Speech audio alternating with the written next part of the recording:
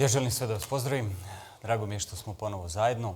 Evo, bio je jedan period kada nismo imali priliku da se vidimo, ali sad smo ponovo na jednoj seriji koja je za mene izuzetno inspirativna. Verujem da će pomoći i vama. Radi se o jednoj biblijskoj drami. Biblija je podeljena na sedam velikih događaja i mi pokušavamo da razumemo Bibliju kao jednu sliku kroz tih 7 događaja i šta se zapravo u Bibliji desilo i šta Bog pokušava da nam poruči kroz zapise koji se u Bibliji nalaze. Od tih 7 velikih događaja mi ćemo u ovoj seriji obraditi 4 i tu su ova 4 događaja koja ćemo obraditi za ova 4 predavanja. Večeras ćemo govoriti o događaju o stvaranju, šta se zapravo desilo prilikom stvaranja, kako je Bog zamislio da funkcioniše svet, zašto je čoveka stvorio na ovom svetu i šta je bila suština stvaranja, a to je naravno suština i našeg života. Sutra ćemo govoriti o tome kako je čovek pao, da to nije ostalo tako kako je Bog sve to zamislio, nego je čovek odlučio da će živjeti autonomno, nezavisno od Boga i to je prouzrokovalo jedan veliki problem do današnjeg dana, a to je problem smrti. Zatim, sljedeće, 3. predavanje će govoriti kako je Bog, kada se navrši vreme, poslao svog Sina Isusa Hrista da reši problem koji se pojavio u tom drugom događaju kada je čovjek odlučio da živi nezavisno od Boga. Tako da u 3. predavanju ćemo govoriti o rođenju Isusa Hrista, zašto u to vreme i šta je to značilo i kako je Bog opet zakoračio prema nama, ukazavši nam nadu, želeći da reši problem u kome smo se našli. I 4. i posljednje predavanje će biti predavanje o životu i smrti Isusa Hrista, šta je to Hristos uradio u toku svog života i koliko je ta smrt značila za ljudski rod i čovečanstvo. Tako da ja vas pozivam da večeras krenemo ovaj prvi događaj, da probamo da razumemo zašto je Bog stvorio svet i čoveka na njemu. I ovdje na slici možete vidjeti jedan fragment iz Sikstinske kapele koju je oslikao Michelangelo i ovo je događaj kako je on zamislio u svojoj glavi da je Bog stvarao prvog čoveka. I ova slika je u javnosti poznata kao dodir i na ovoj slici možemo vidjeti baš taj trenutak kada Bog daje iskru života ljudskom rodu. I vidite u ovoj slici da je Adam potpuno nezainteresovan, potpuno ravnodušan i da očekuje taj dodir, tu iskru da bi bio živ. Hajde večeras da vidimo kako je to ne samo Michelangelo zamislio, nego kako je to Bog zaista uradio, a Mojsije je zapisao na prvim stranicama Svetog pisma. Ali pre nego što uđemo u sam tekst, želim da vam postavim jedno pitanje koje je za mene važno i koje nas uvodi u to zašto je zapravo Biblija važna za naše živote danas. A to je pitanje kako znate da to što znate je istina. Mi smo vrlo često spremni da se borimo za određene ideje, misleći da su one istinite. I ne samo da se borimo, nego spremni smo da uđemo u svađu i da koristimo sve moguće argumente ne bi li opravdali to svoje mišljenje kao istinito. Ali da li ste se nekada zapitali kako vi zaista znate da to što propagirate, to što govorite o životu, o nekim drugim stvarima je zaista istina? Šta je izvor tog našeg saznanja? Da li izvore nalazimo na internetu, na društvenim mrežama, na YouTube-u, slušamo razne govornike, čitamo razne knjige, pratimo neke filozofe, državnike, youtubere i mislimo ili prihvatamo da sve to što oni kažu je apsolutno i bespogovorno istina. Sad, o tome šta je istina i kako dolazimo do istine postoji čitava nauka i ta nauka se zove epistemologija. I do sada kroz istoriju ljudskog roda ljudi su dolazili do istine kroz 3 izvora ili na 3 različita načina. Prvi način kako su ljudi dolazili do istine je logika ili razum. I čini mi se da je prvi koji je govorio da izvor saznanja je razum je bio Platon. I u filozofiji važi sljedeći princip. Ukoliko hoćete da saznate kakva je istina, morate se duboko zamisliti. I kada bi vam ja večeras postavio pitanje kakva je razlika između psa i čoveka, šta biste mi odgovorili? I verovatno neko od vas bi se duboko zamislio, pa bi onda rekao, pa eto, čovjek razmišlja, a pas ne razmišlja. Čovjek priča, a pas laje. I to je velika razlika. I da je Platon večeras sa nama, on bi rekao, pa kako si došao na tu ideju? A mi bi rekli, pa ne znam, zamislio sam se. Prosto sam malo u glavi napravio neko preslaganje i vrlo brzo sam zaključio da razlika između psa i čoveka je to što pas laje, a čovjek govori. I Platon bi rekao, bravo, vidiš kako možeš da saznaš istinu. Samo duboko treba da se zamisliš. I to što si je rekao je vrlo logičan odgovor. I to me je obradovalo. Znači, mnoge stvari u svemiru možemo razumeti i saznati tako što ćemo se duboko zamisliti na osnovu našeg razuma. Međutim, kasnije dolazi jedan drugi filozof i predstavlja jedan drugi izvor saznanja i u potrazi za istinom, i to je bio John Locke, koji je govorio ovako, pa ne možemo mi baš razumom sve shvatiti. Nekada je važno i da neke stvari iskusimo. I kaže, razumom da, određene stvari, ali iskustvom i još više. I onda zamislite sada da idu deka i unuk prugom prema Negotinu. I sada kaže unuk dedi, deda, dok idemo ovom prugom, čini mi se da ćemo doći na nebo. A pita deda unuka, a zašto misliš tako? Pa tamo negde na horizontu, zar ne vidiš i ti, deko? Pruga se spaja sa nebom. A deka ga gleda i nasmeje se i kaže, ma ne, sine moj. Pa ja sam 1000 puta išao tom prugom za Negotino i nisam stigao na nebo, nego u Negotino. To što vidiš tamo u daljini, ti se čini da je istina, ali može da te prevari. Ali moje iskustvo govori da to nije tačno. I mi vidimo kroz taj događaj da zapravo iskustvo može neke stvari koje nam se čine da su istinite, da pokaže da i nisu takve, nego da su drugačije. Tako da neke stvari možemo da naučimo iz iskustva. Ali opet, kada govorimo o iskustvu kao o izvoru saznanja, moramo da kažemo da je i ono ograničeno. Ne možemo sve stvari na ovom svetu razumeti samo iskustvom.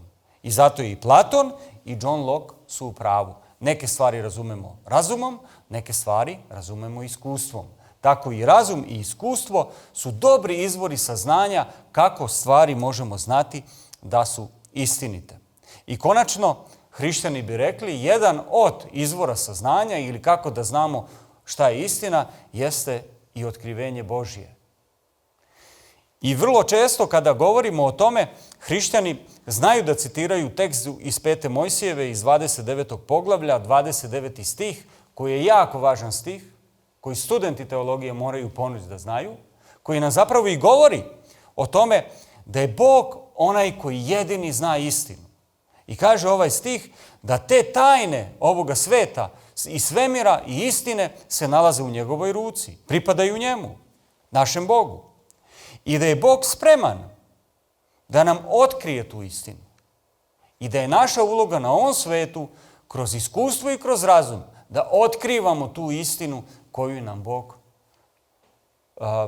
daje.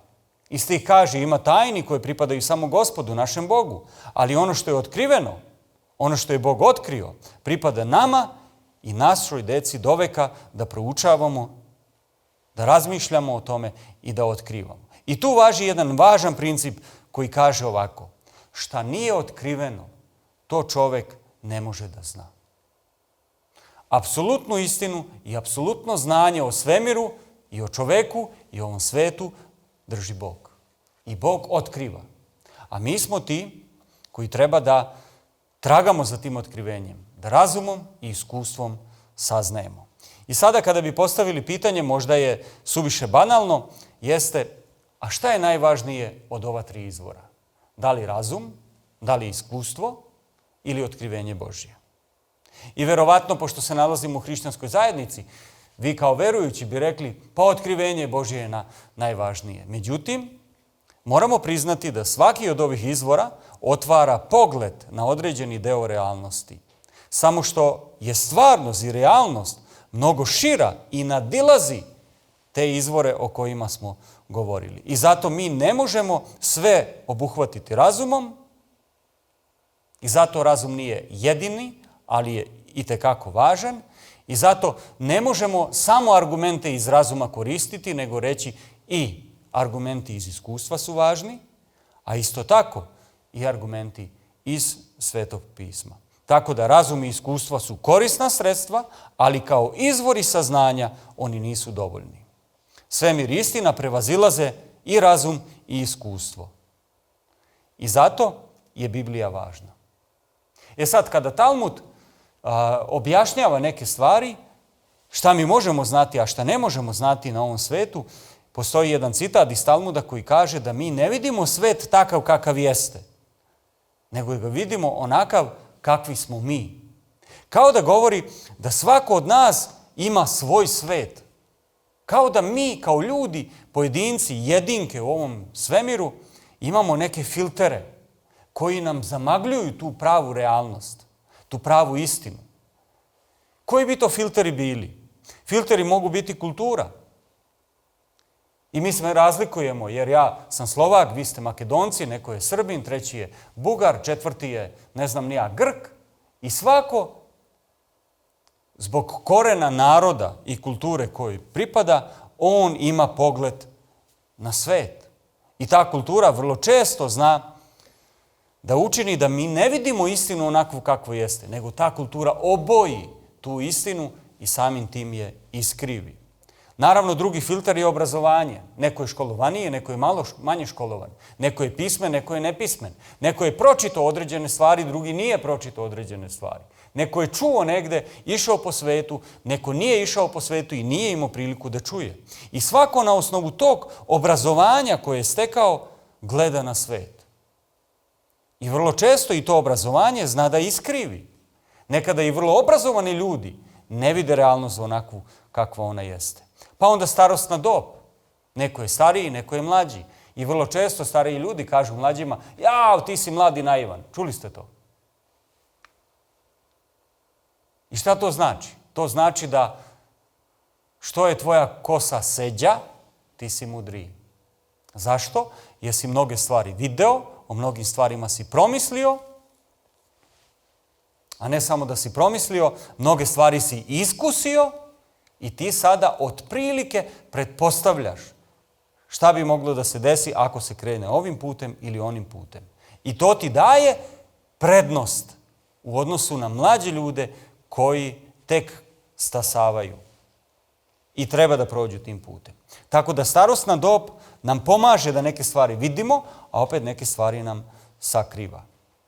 Tako da starosna dob je također jedan filter koji iskrivljuje realnost. Zatim vaspitanje. Neko je vaspitan na ovaj način, a neko je nevaspitan. Nema nikakve vrednosti, nema nikakve orijentacione tačke. I njegov pogled na svet i tvoj pogled na svet se apsolutno razlikuju. I to su, mogli bi da kažemo, naočare, filteri na tim naočarima koji iskrivljuju realnost. Kultura, obrazovanje, starosna dob, vaspitanje i mnoge druge stvari. I zato je Biblija važna.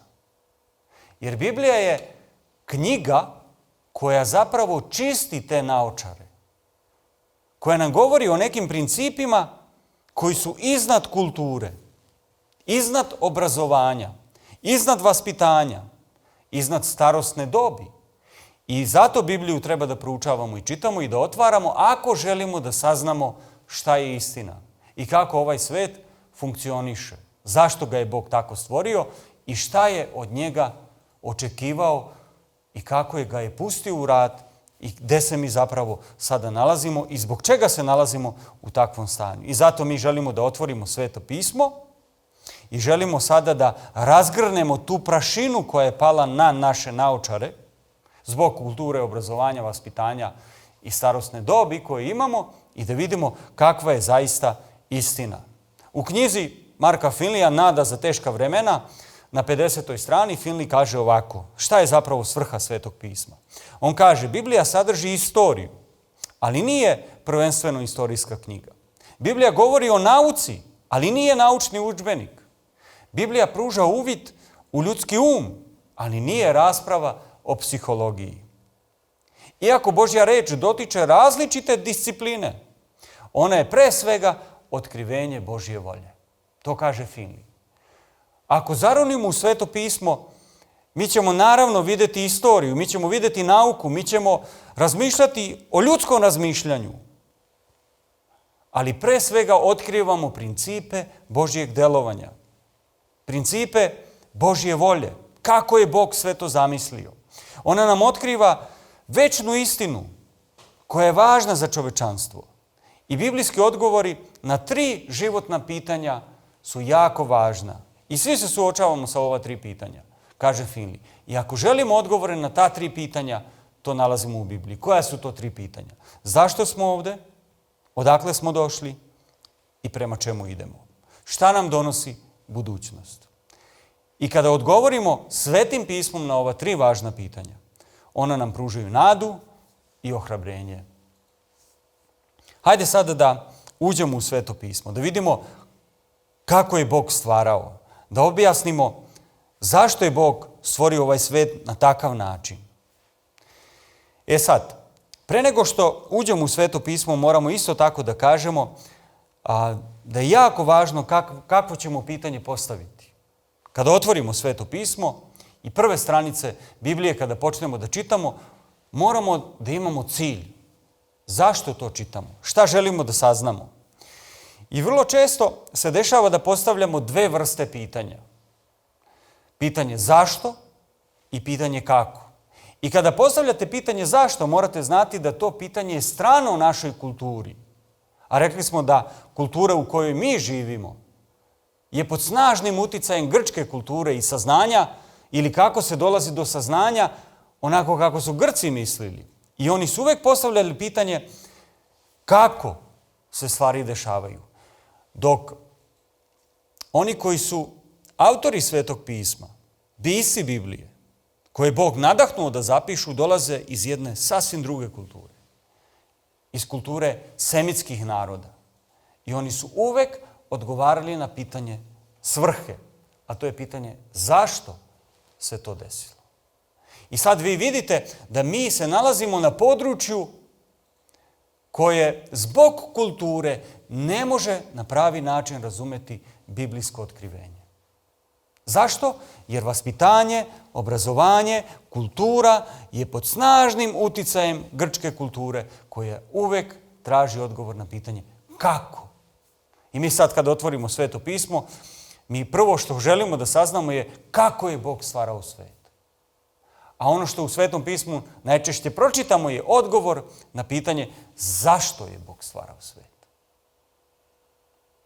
I ono što moramo da znamo, da bi danas imali koristi od Svetog pisma, jeste kada, kome, kako i zbog čega je Biblija napisana.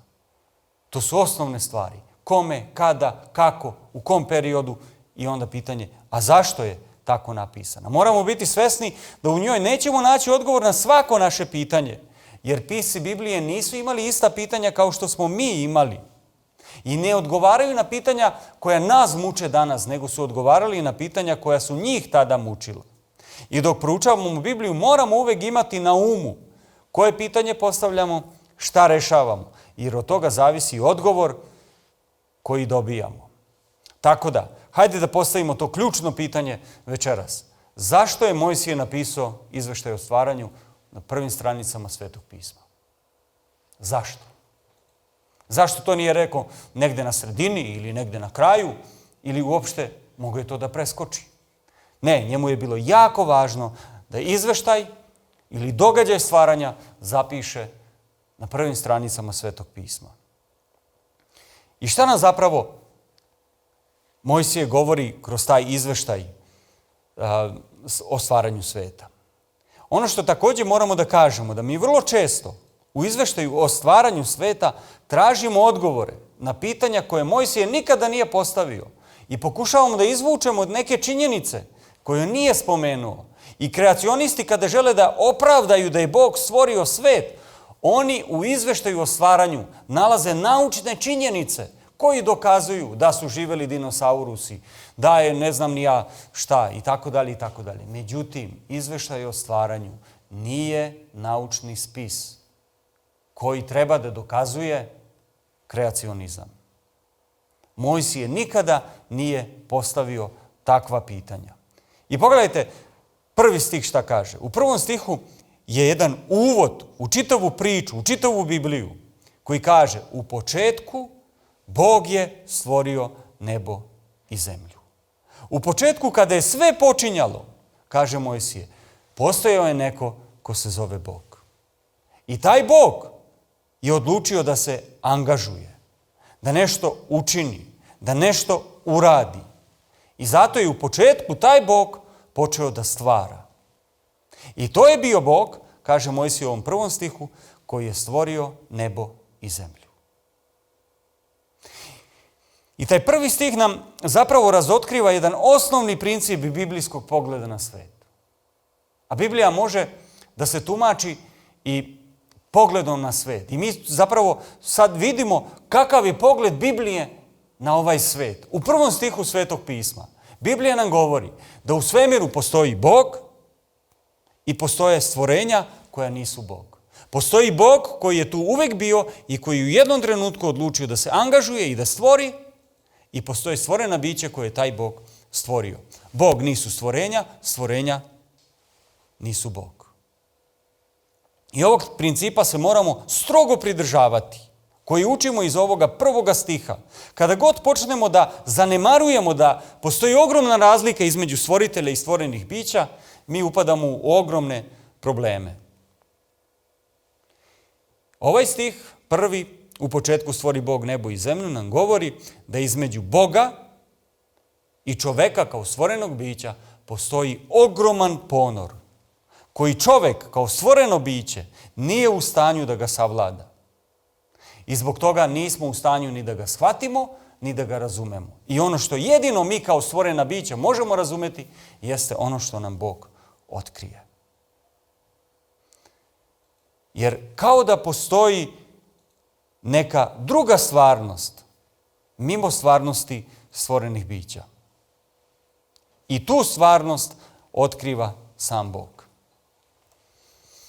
Tako da, kroz ovaj stih učimo još nešto, da Biblija Boga ne dokazuje. Iako mi vrlo često pokušavamo nekim ljudima, ako smo hrišćani i verujući, da dokažemo da Bog postoji i upinjemo se od svih snaga, ne bi li dokazali da je Bog živi i da on postoji. Nema potrebe za tim.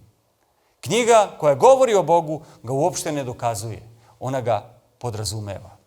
I ona kaže da je taj Bog oduvek bio tu i na početku svega je bio tu i u jednom trenutku on je odlučio da će se angažovati, da će stvarati.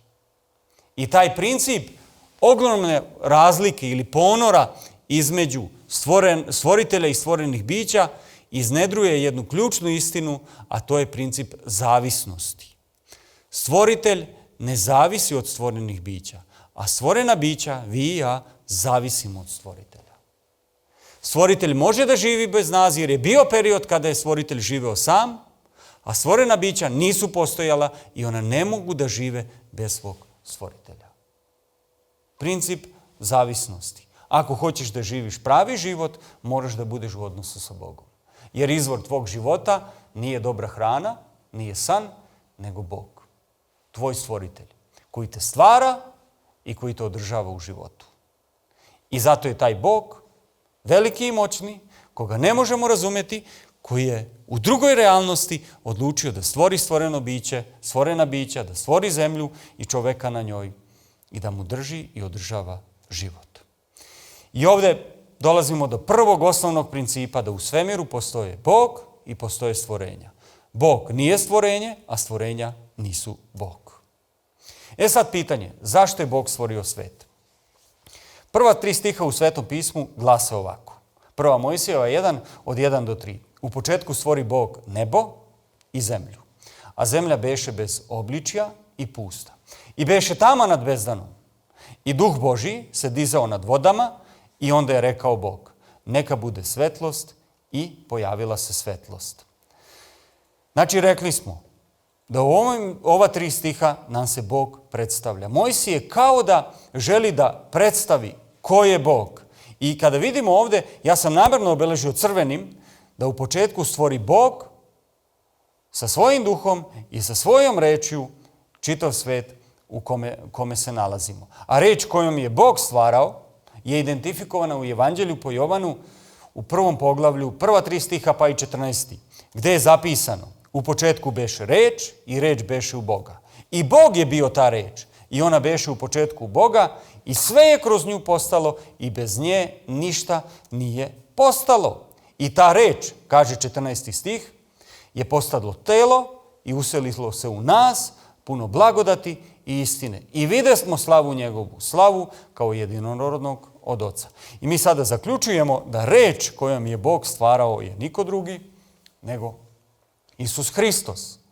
I to i u Kološanima apostol Pavle u 1. poglavlju 15. do 17. stiha i potvrđuje. Kao što je obličje Boga što se ne vidi, koji je obličje Boga što se ne vidi, koji je rođen pre svake stvari, jer kroz njega bi stvoreno sve što je na nebu i što je na zemlji, što se vidi i što se ne vidi, bili prestoli ili gospodarstva ili poglavarstva ili vlasti, sve je kroz njega i za njega stvoreno. I on je Hristos pre svega i sve je u njemu.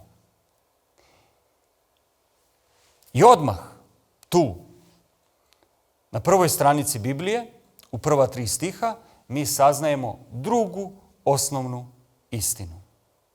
A to je da najdublje utemeljena realnost od koje je sve nastalo je Bog. I sve u svemiru duguje svoje postojanje Bogu. A osnova te realnosti, te najdublje realnosti koja se zove Bog, jesu odnosi. Jer Bog postoji kao Otac, Sin i Sveti Duh. I mi vidimo da se Bog predstavlja kao Bog koji živi u odnosu. Bog postoji i otkriva nam se u odnosima. Kao Otac, Sin i Sveti Duh. I to je odnos jedinstva koja je jedna celina. I taj drugi osnovni princip koji vidimo u ova 3 stiha jeste sve u svemiru duguje svoje postojanje Bogu, a osnova stvaranja su odnosi. Sve što postoji duguje svoje postojanje Bogu, a Bog je stvarao iz odnosa kao Otac, Sin i Sveti Duh. E sad, vidite ovu sliku iza mene. Imate gore Boga kao Oca, Sina i Svetog Duha, tako kažu prva 3 stiha u Svetom pismu, koji se angažovao. I Otac iz tog jedinstva stvara. I pogledajte sad, interesantno kako Bog stvara. I ova prva 3 stiha, zapravo prvi stih nam postavlja jednu scenu gdje će se odigrati događaj stvaranja. I ta scena koju je Bog postavio, on kaže, i stvori Bog nebo i zemlju. I zemlja je bila bez obličja i bila je pusta. I to je scena na kojoj će se pojaviti Otac, Sin i Sveti Duh i koji će delovati i stvoriti svet u kome se mi nalazimo. Kako će to raditi? Oni će to raditi tako što će prvo ta bezoblična zemlja dobiti oblik, i to imamo zapisano kroz prva 3 dana, gdje se prvi dan stvara svetlo, zemlja je bila u mraku, drugi dan se stvaraju vode nad svodom i vode pod svodom, pojavljuje se atmosfera. U 3. danu se dole na zemlji koja je bila okupana vodom, bila je voda gore i atmosfera pa voda dole, i ta voda dole se zapravo sabira na jednom mjestu i pojavljuje se suva zemlja i pojavljuje se more. I tako ta bezobličnost, taj bezoblični prostor dobija svoje konture, svoje oblike, počinje da liči na nešto, a onda 4. i 5. dan Bog popunjava taj uobličeni prostor sa stanovnicima. I mi vidimo od 1. do 3. dana jednu progresiju. Kako Bog postepeno, progresivno vaja taj prostor i taj prostor postaje funkcionalan i lep. I onda stanovnici dolaze, 4. dana dolaze stanovnici koje treba da se nastane u 1. dan. Tek 4. dana Bog stvara 2 svetla, sunce i mesec iz zvezde. Sunce će vladati danju, a mesec će vladati noću. I mi vidimo tu prvi put da Bog predaje svoju vladavinu, jer i on je bio svetlo 1. dana i sada 4. dana predaje to svoje vladanje nad svetlošću suncu i mesecu. I kaže, od 4. dana vi ćete biti zaduženi za sunce, za svetlo i za mrak. Sad namjerno ne koristi sunce i mesec, nego kaže svetlo veliko ili lampa velika i lampa mala. Ima razlog zašto je to rekao. Zato što nije hteo da spomene ni sunce ni mesec, jer u neznabožačkim religijama sunce i mesec su bili bogovi. I tako Mojsije degradira te bogove rekavši Bog koji je izvan čitavog onog univerzuma i koji oduvek postoji je stvorio i sunce i mesec, ali ne da im imena, nego ih degradira, kaže svetlo veliko, lampu veliku i lampu malu. Drugim rečima, oni nisu bogovi, oni su samo oni koji služe Bogu zato što im je Bog dao ovlasti nad danom i nad noćem.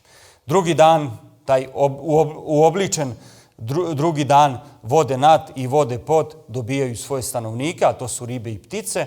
I 6. dan onda imamo gmizavce i razne životinje i na kraju se stvara čovek da bi bili stanovnici tog 3. dana suve zemlje i mora. I opet vidimo jedan progres. 4. dan svetla dobijaju vlast, šta treba da rade. 5. dan ribe i ptice dobijaju blagoslov da se plode i da množe i da vrve po vodi i po vazduhu, da to bude njihovo prostranstvo, njihovo carstvo. I na kraju se jurisdikcija potpuno predaje čoveku u 6. danu gde ih Bog blagosilja i kaže im vi ćete se rađati i množiti i vi ćete upravljati. Vama dajem tu vlast da upravljate nad svim ovim stvorenim što sam stvorio. Da u njemu živite, da uživate to i da vodite kao dobri pristavi Božji stvorevinu koju sam napravio. I opet vidimo jednu progresiju koja nastavlja od 1. do 3. pa onda od 4. do 6. dana. Fantastično. I sad postavlja se pitanje, kad smo došli do tog 6. dana, a zašto je Bog stvorio čoveka? I koja je uloga čoveka u ovom svetu? Sad ovdje što moramo primetiti u ovim stihovima, koji ću sad pročitati, 26. i 27. stih, kaže ovako. Potom reče Bog, da načinimo čoveka po svom obličju, kao što smo mi, koji će biti gospodar od riba morskih i od ptica nebeskih, i od stoke i od cele zemlje. I od svih životinja što se miču po zemlji. I stvori Bog čoveka po obličju svojemu, stvori ga. Po obličju Božjemu, stvori ga, muško i žensko, stvori ih. I moramo primetiti da u ovim stihovima se smenjuje jednina i množina. Kada je Bog kao zajedništvo jedan u trojici i 3 u jednom stvorio po svome obličju čoveka. Stvorio ga je kao zajedništvo, muško i žensko stvori ih. I sada on koji je jedno, a pojavljuje se u 3, stvara čoveka koji će biti jedno, a pojavit će se u 2. I njih dvoje će postati jedno. I mi zaključujemo iz ovog 26. i 27. stiha da je Bog čoveka stvorio u množini.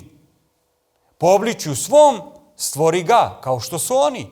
Muža i žena stvori ih, da i oni budu množina. I tako će dvoje, kaže u 2. poglavlju, 24. stih 1. Mojsijeve, i tako će to dvoje postati jedno. I sad postavlja se pitanje, a ko je taj 3. stanovnik njihove zajednice? Ako je njih 3 stvaralo čoveka, muško i žensko, da budu jedno, to je dvojina. Ko je 3? 3. stanovnik njihove zajednice je hteo da bude Bog. I tako dolazimo do zaključka da stvaranje po Božjem obličju znači da smo sposobni da uspostavimo odnos sa Bogom. Da smo stvoreni zapravo za odnose. Pazite, zašto je Bog stvorio čoveka takvog kakvog ga je stvorio, različitog i drugačijeg od svih drugih bića na planeti? Stvorio ga je za odnose.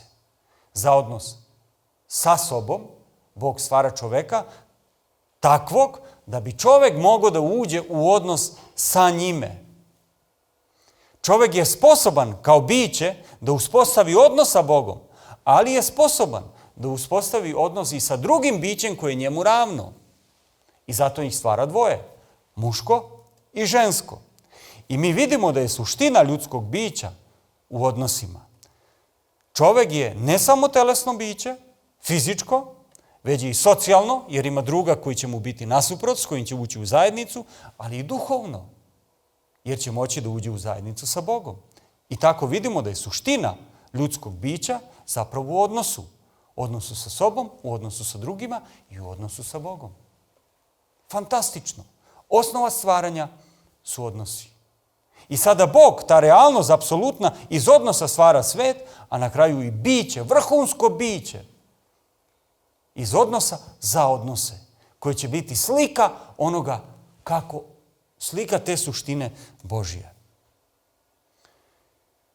I zato ja uvek zadrhtim kada pročitam ovaj stih iz Evanđelja po Jovanu, iz 14. poglavlja. I nikad nisam bio ravnodušan kad sam pročitao ovaj stih, pa ni večeras. Koji kaže, idem da vam pripravim mesto. Kaže Hristos u jednom trenutku odlazi sa ove zemlje, okupio je učenike i kaže, dragi moji, idem da vam pripravim mesto. I kada odem i kada vam pripremim mesto, ja vas neću zaboraviti, ja ću se opet vratiti. I kada se vratim, iz jednog jedinog razloga ću se vratiti. Da vas uzmem k sebi. Da i vi budete tamo gde sam ja. Znate šta nam kazuje ovaj stih? Ovaj stih nam kazuje koliko je čovek kao biće vredno za svog stvoritelja. I zato ja zazdrhtim. Gde kaže da nebo nije nebo ako tamo nisi ti. Bog je stvorio takvo biće gde je uložio suštinu svoju u njega. I zato ne može da zamisli da bude sam. On hoće biće s kojim će ulaziti u odnos, s kojim će ulaziti u zajednicu, kome će nešto govoriti, a to biće, taj čovek, ti i ja, će to razumeti i odgovarat će njemu. Biće drugačije od svih drugih bića koji će moći da uđe u komunikaciju i u zajednicu sa Bogom. Zato što smo stvoreni za odnose i to je zapravo bio smisao i svrha zapisa stvaranja na prvim stranicama Svetog pisma. Čovek je stvoren da živi u odnosima. I to treba da naučimo. Da Bog koji živi u odnosima stvara biće koje će također živjeti u odnosu sa njime. Osnovni princip broj 3 koji izvlačimo jeste Bog postoji u odnosima i stvara biće koje će također postojati u odnosima. Između Boga i čoveka će se pojaviti uzajamni odnos. Zašto je Bog stvorio čoveka? Stvorio ga je zbog odnosa. Bog i čovek će imati uzajamni odnos. Bog prema čoveku i čovek prema njemu. Međutim, u drugom poglavlju prve knjige Mojsijeve čitamo sljedeće reči. Jer Gospod reče, nije dobro da je čovek sam. I sada vidimo da je Bog napravio jedan propust. U stvari ne bih rekao da je Bog napravio propust, nego da je namerno ovo uradio. Da naznači koliko je važno. I pogledajte šta je uradio. I reče Gospod Bog, nije dobro da je čovek sam. Ja hoću da mu stvorim čoveka koji će mu biti ravan. Jer Gospod Bog stvorio od zemlje sve zveri poljske i sve ptice nebeske i dovede ga Adamu da vidi kako će koju nazvati. Pa kako Adam nazove koju životinju, onako da joj bude ime. I Adam je dao ime svakom živinčetu i svakoj ptici nebeskoj i svakoj zveri poljskoj. Ali na kraju tog dana Adam je bio tužan. Zato što kaže izveštaj, ali nije se našao drug koji će biti njemu ravan. Nije bilo ni jedno stvoreno biće s kojim bi Adam mogao da uđe u odnos. Svi su bili niži od njega. I zato je Adam bio tužan. I zato Bog kaže, pošto si stvoren za odnose, a ne možeš da imaš odnose sa životinjama, kvalitetne odnose, ja ću ti stvoriti biće koje će biti ravno tebi. I sjećam se jednom prilikom dok sam živio u Bačkoj Palanci, a moj brat u Novom Sadu, ja sam tad bio oženjen, a moj brat nije bio oženjen. I tada on dolazi u goste kod mene u Bačku Palanku i sedimo u foteljama i razgovaramo. I sjećam se kad mi je rekao, slušaj brate, ja moram da kupim mačku.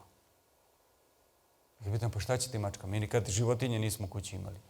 I kaže onaj, ne mogu više da budem sam. Kaže, znaš ti je to kad dođeš kući, a niko ti se ne obraduje. Kaže, ubija me to. I moram da imam neku životinju. Kada dođem kući, da me vidi i da mi se obraduje. E sada, mnogi ljudi imaju kućne ljubimce. Mnogi ljudi imaju životinje jer čekaju da im se neko obraduje. Ali čitajući ove stihove, mi vidimo da to nije dovoljno. Možeš ti da imaš kućne ljubimce, ali nikada nećeš imati tako kvalitetan odnos kao što možeš da imaš sa bićem koje je tebi ravno. Zašto? Jer si stvoren da živiš u kvalitetnom odnosu. I tako, Bog stvara čoveka, da bi čovek mogao da ima odnos sa njime, ali također Bog stvara čoveka koji će mu biti ravan, stvara mu Evu. U trenutku kada je Adam osjetio da mu je potreban neko na njegovom nivou, da mu to baš nedostaje, i onda mu stvara jedno takvog biće, jer ima sposobnost da uđe u odnos sa tim drugim bićem koje je njemu ravno, a to drugo biće može da odgovori njemu na istoj razini. I to je osnova lika Božijeg u nama. Mi imamo sposobnost da ulazimo ne samo u vertikalni odnos sa Bogom, već u odnos sa drugim bićem. Možda nas taj vertikalni odnos nadvišuje, ali ovaj horizontalni odnos je na našem nivou. Imamo nekog s kojim možemo da planiramo, razgovaramo, živimo, razumemo se i hodamo zajedno ovim životom. A onda zajedno ulazimo u taj vertikalni odnos sa našim nebeskim Ocem. Osnovni princip broj 4. Bog nije stvorio ljude zato što je bio tužan, kao što kažu neki kosmogonije, neznabožačkih naroda. Svaka neznabožačka religija ima svoj izveštaj o stvaranju sveta. Negde se kaže da je Bog stvorio ljude jer je bio tužan. Negde se kaže da je Bog stvorio ljude jer mu je bilo dosadno. Negde kažu zato što je Bog stvorio čoveka jer nije želeo da radi neke poslove, onda je čovek bio kao rob da radi poslove za njega koje on nije voleo da obavlja. Biblijski izveštaj o stvaranju sveta, biblijski događaj o stvaranju sveta govori da je Bog stvorio muško i žensko da odslikavaju njegovu suštinu, da žive u večnoj zajednici sa Ocem, Sinom i Svetim Duhom i jedni sa drugima. Jedino biblijski izveštaj o stvaranju sveta podiže čoveka i daje mu dostojanstvo. Svi drugi izveštaji o stvaranju sveta, neznabožački, degradiraju čoveka. I ne pridaju mu takvu važnost. Jedino biblijski izveštaj kaže da je za Boga čovek kao biće važno. I da će Bog učiniti sve da jednog dana vi i ja budemo tamo sa njime. Tako da, smisao i svrha čoveka je, evo kako to kažu neki autori, da je čovek svojim rođenjem doneo na svet određene sklonosti, darove, predispozicije, koje tek životom u zajednici mora da razvije uopšte ljudske osobine ili dispozicije. I koliko god čovek bio poseban, stvarna individua, on ima potrebu za drugim da bi pronašao sebe.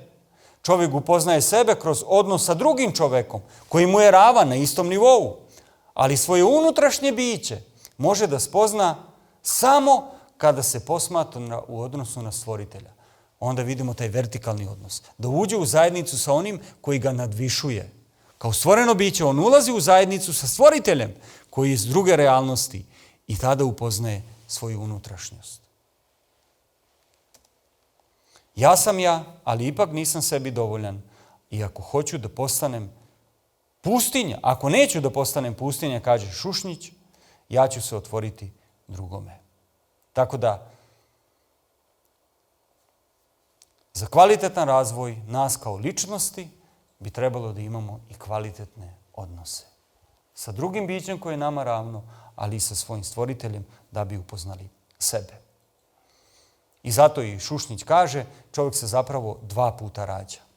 Jednom se rađa kao telesno, fizičko, prirodno biće, a drugi put kao kulturno biće. Čovjek ima 2 rođendana.